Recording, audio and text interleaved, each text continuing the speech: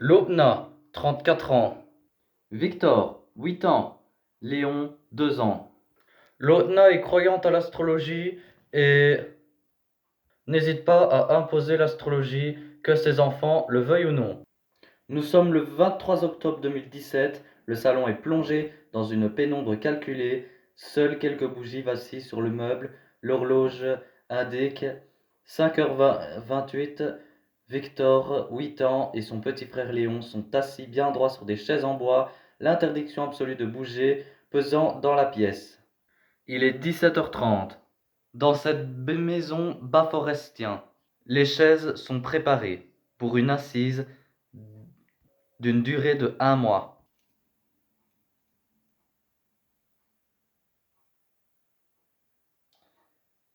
Encore 1 minute. Restez bien concentrés. Le portail énergétique est imminent. Ne respirez pas trop fort. Ça y est, le soleil vient de basculer officiellement dans le signe du Scorpion. Le voile entre les mondes s'est déchiré. Adieu la légèreté de la balance. Maman, je voulais juste... Silence, Victor.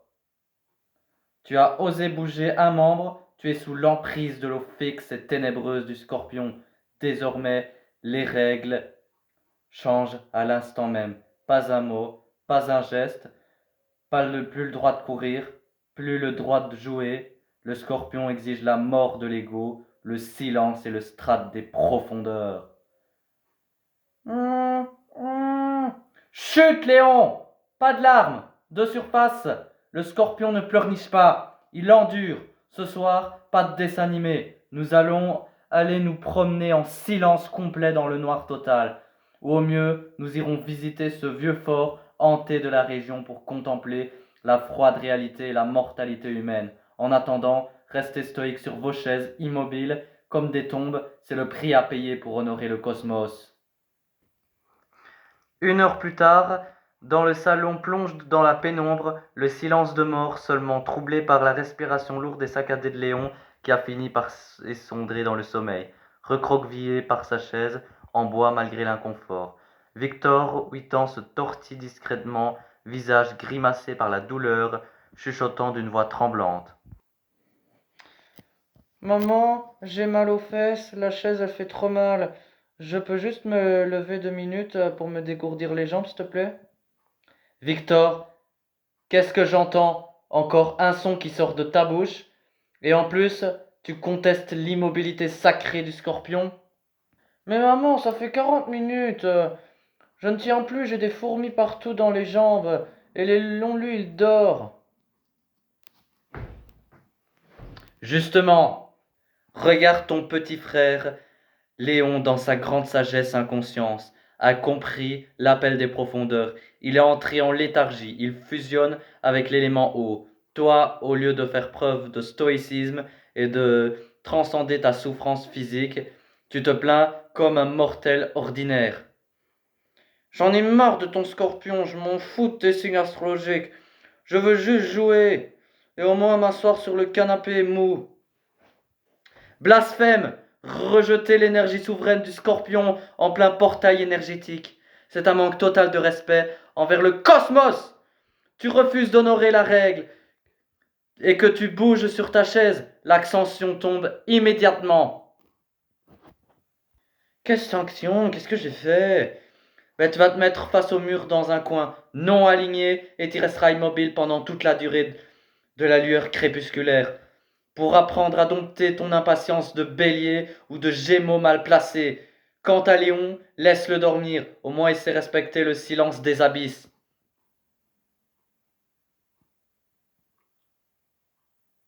La durée du jour décline peu à peu à travers les vitres du salon, teintant la pièce de reflets grisâtres et froids. Dans le coin de la pièce, en face du papier peint terne, Victor se tient debout, immobile, les épaules rentrées et les yeux rivés sur le mur.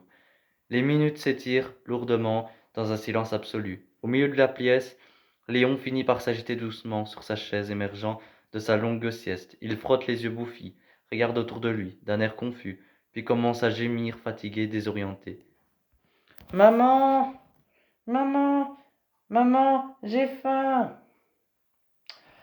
Oh, mon petit scorpion endormi.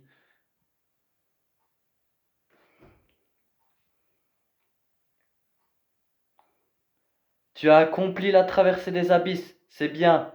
Viens, mon petit prince des profondeurs, on va aller préparer un petit goûter discret.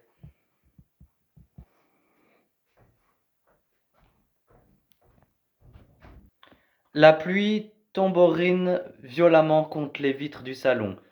Nous sommes le 25 octobre 2017 en plein cœur de la saison du Scorpion. La pièce est sombre, alourdie par un temps maussade et l'atmosphère étouffante que la mer maintient depuis 2 jours dans cette maison de Saint-Gontran. Écoutez bien, la pluie tombe dehors. Elle tombe, elle s'alourdit. Elle ne cherche pas à s'agiter.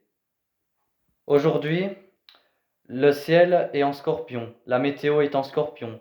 Vous devez faire corps avec les éléments. Pas de course, pas de cris, pas de bruit inutile. Le moindre mouvement brusque perturberait l'équilibre cosmique de la saison. Je veux jouer. Non, Léon, pas de voiture aujourd'hui. Les roues tournent, le mouvement, c'est le chaos. Regarde comme la pluie tombe, tout droit. Toi aussi reste bien ancré sur le sol, soit une pierre au fond de l'eau. Maman, il pleut dehors de toute façon. Pourquoi on peut pas dessiner, lire un livre, on s'ennuie trop. Dessiner, lire, c'est une agitation mentale, Victor. Tu es encore pollué par les restes de ton impatience de l'autre jour. Le scorpion n'a pas besoin de se distraire. Il contemple le néant et l'introspection. Si tu bouges le petit doigt ou si tu souffres d'impatience, la journée se prolongera dans un coin des non-alignés et adieu le droit au silence. 5 minutes après, Victor ne l'entend pas de cette oreille. C'est bon, j'en ai marre de faire la pierre pour ranger un objet, pivoter un bloc, les yeux. C'est bon. Qu'est-ce que t'as dit? Tu oses briser l'immobilité sacrée? Tu défies le portail énergétique en plein pic pluvieux? Oui, mais je défie rien du tout, je m'ennuie. J'ai mal. Partout, je veux jouer avec mes jouets. T'as pas le droit de nous interdire de bouger parce que tu as décidé qu'on était tes cailloux. C'est terminé. Tu as franchi la ligne rouge de la rébellion. Puisque tu refuses d'écouter les leçons du cosmos, tu vas passer le reste de cette journée de pluie dans ta chambre, seul, face à ta propre agitation, sans aucun privilège. Monte immédiatement!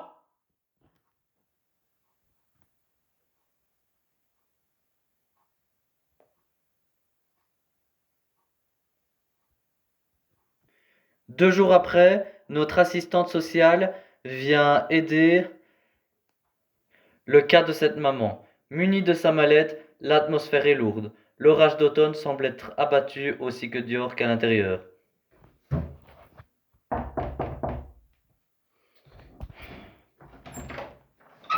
Bonjour. Bonjour. Je suis l'intervenante mandatée suite au signalement concernant la situation des enfants à la maison. J'aimerais bien qu'on prenne un moment pour faire le point tous ensemble. Ah, vous arrivez en pleine période du scorpion. C'est pas le moment idéal. Ici, on respecte les cycles cosmiques. Et mon aîné vient justement de faire preuve d'une grave rébellion face à l'immobilité sacrée des éléments. Eh bien justement, parlons-en. Donc, des voisins m'ont fait une part d'une grande inquiétude. Est-ce que on m'interpelle sur le terrain? C'est pas tant le mouvement des astres, mais le bien-être et la sécurité de Victor et de Léon, un enfant de 8 ans qui passe des soirées entières figé dans un coin ou qu'on l'interdit de bouger pendant des jours à cause de la météo ou des prétendues de règles zodiacales, n'est pas un cadre éducatif sécurisant, hein. C'est l'a mis dans un danger psychologique, hein. Mais vous comprenez rien. Je leur apprends la rigueur, l'introspection, la connexion profonde avec la nature. Ce n'est pas de la maltraitance, c'est de l'éducation éclairée. Madame, imposer des règles rigides, arbitraires et anxiogènes au point d'empêcher un enfant de bouger, de jouer ou de s'exprimer normalement, c'est l'isoler de ses besoins fondamentaux. Victor, il est épuisé de la situation à la maison. Il semble totalement hors de contrôle. Nous allons devoir mettre en place un accompagnement éducatif obligatoire et je vais m'entretenir seul avec les enfants dès maintenant pour voir comment ils vont. Victor, tu viens? Je peux pas. Viens. Alors, est-ce que ça va? Je sais, je ne viens pas pour te gronder, ni pour embêter ta maman. Je suis là pour toi, pour ton petit frère. Est-ce qu'on peut s'asseoir un petit moment près de toi? Oui. Euh, oui, mais faut pas parler trop fort, sinon elle va dire que je fais trop de bruit, ça perturbe le scorpion. Mais t'inquiète pas, Victor. Ici, c'est ton espace. Tu as le droit de parler normalement. Donc, les voisins et l'école m'ont raconté des choses que j'ai surtout envie de t'entendre, toi. Comment tu le vis, ça? Ces règles qui changent tout le temps, des heures passées sans bouger, des punitions. Comment tu ressens? J'en peux plus, je suis fatigué. Quand le scorpion ou le capricorne, je sais pas quoi, j'ai pas le droit de bouger, j'ai pas le droit de courir. Ou si je bouge un petit peu, elle se met en colère, elle m'envoie dans un coin du mur. Même quand il pleut, on doit rester comme des statues. Et je m'ennuie mal partout, elle crie, que du manque de respect, parce que je manque de respect Mon pauvre Victor, tu sais quoi? Ce n'est pas, c'est ce que tu vis, ce n'est pas normal. Un enfant de 8 ans, il doit bouger, il doit jouer, il doit dessiner, faire des bêtises de temps en temps. Et surtout, il doit se sentir en sécurité, aimé, peu importe le mois de l'année, ou que disent les étoiles. Tu n'y es pour rien dans tout ce qui se passe. C'est vrai, mais c'est pas de ma faute, je suis un mauvais grand frère, je cache les règles. Non, Victor, tu n'es absolument pas de ta faute. Tu es un petit garçon formidable. Tu fais de, qui fait de son mieux dans cette situation très difficile. Maintenant, laisse-moi faire.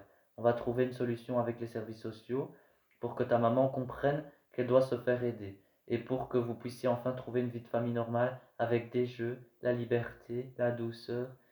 Tu veux bien qu'on s'occupe de toi et Léon? Oui, s'il vous plaît, je veux juste qu'on puisse rigoler, jouer tranquillement à la maison sans avoir peur tout le temps. Oui. Alors, j'ai discuté avec Victor, la situation n'est plus tenable, hein, madame. Vos exigences liées à l'astrologie dépassent largement le cadre d'une simple excentricité. Elle confine de la maltraitance psychologique et une mise en danger de la santé de vos enfants. Victor est épuisé, il est terrorisé à l'idée de bouger et Léon subit le même climat. Mais vous avez aucune idée de ce que je fais? Je prépare la dureté du monde, je les structure, c'est le chemin de l'éveil. Un enfant n'a pas besoin d'un éveil cosmique, il a besoin d'un cadre stable, prévisible et sécurisant et bienveillant. Ce que nous allons faire maintenant, c'est un exercice très concret. Je ne vais pas vous demander de renier vos croyances, mais je vais juste vous demander de faire un exercice de réalité. Mais quel genre d'exercice? Asseyez-vous, s'il vous plaît. Alors, nous allons poser les faits à plat. Première consigne, regardez vos enfants tels qu'ils sont et non pas à travers une prisme du zodiaque. Victor a 8 ans. Quel est le besoin fondamental d'un enfant de 8 ans? Là, on y est tout de suite. C'est pas être une pierre au fond, de l'eau en période scorpion, ou de jouer, c'est de jouer, d'apprendre, de bouger, de se tromper sans avoir peur d'une sanction. Mais s'ils se disciplinent pas, ils deviennent ingérables.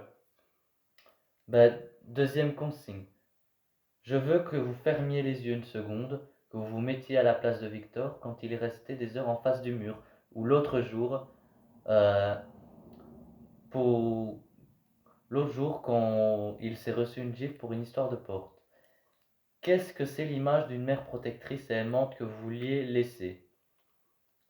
L'exercice d'aujourd'hui, c'est d'accepter un soutien éducatif immédiat, un éducateur spécialisé qui va venir régulièrement à la maison pour alléger cette pression et de retrouver des repères parentaux sains. Et surtout redonner à Victor et Léon le droit d'être simplement des enfants. Vous êtes prête à faire cet effort pour eux?